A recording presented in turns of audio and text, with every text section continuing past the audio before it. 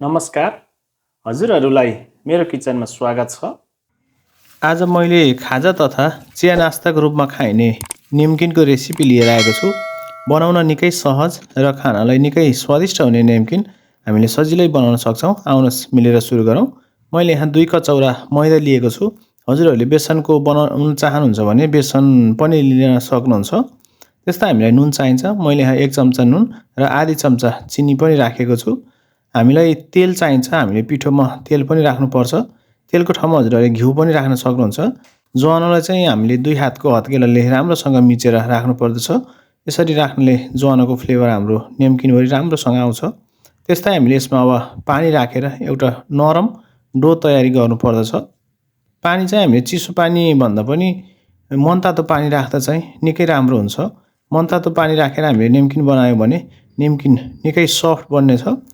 र डो रेडी भइसकेपछि हामीले यसमा केही ड्रप तेल राखेर यसलाई ग्रिज गरेर करिब 20 देखि 25 मिनेटको लागि हामीले कभर गरेर यसलाई राख्नु पर्दछ।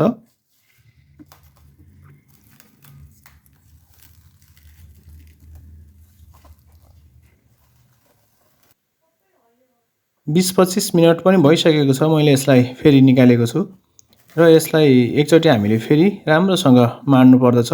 हामीले यो डोलाई चाहिँ जति नरम हुने गरेर माड्यो हाम्रो निम्किन पनि त्यति सफ्ट र एकदम टेस्टी पनि बन्नेछ।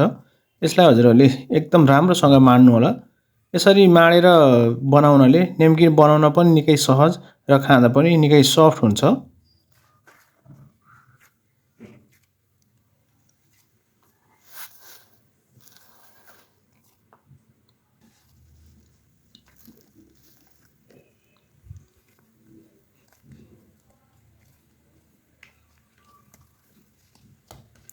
हजुरहरूले देख्न सक्नुहुन्छ हाम्रो डो निकै नरम भइसकेको छ। अब यसलाई मैले 2 भागमा विभाजन गरेर एक भागलाई मैले सुरुमा बनाउने छु। यसमा अब हामीले मैदा पनि छर्केर बनाउन सक्छौँ र यसमा तेल पनि लगाएर हामीले बनाउन सकिन्छ। मैदा छर्केर बनाउन चाहिँ निकै सहज हुन्छ। त्यसैले मैले मैदा स्प्रिङ्कल गरेर बनाएको छु। मैदाको ठाउँमा हजुरहरूले तेल पनि राख्न सक्नुहुन्छ। तर तेल राख्दा भन्दा मैदा राखेर बनाउन निकै सहज हुने भएकोले मैले मैदा राखेको हो। यसलाई हामीले फैलाएर ठुलो रोटी बनाउने छौँ। हजुरहरूले देख्न सक्नुहुन्छ र यसलाई हामीले लामो लामो बनाएर फिङ्गर सेपमा काट्नु पर्दछ।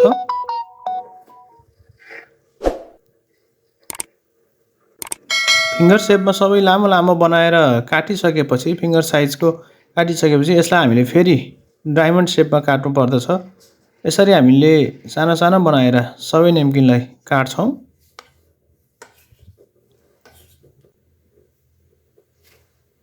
काटिसकेपछि यसलाई उठाएर मैले एउटा प्लेटमा राखेको छु।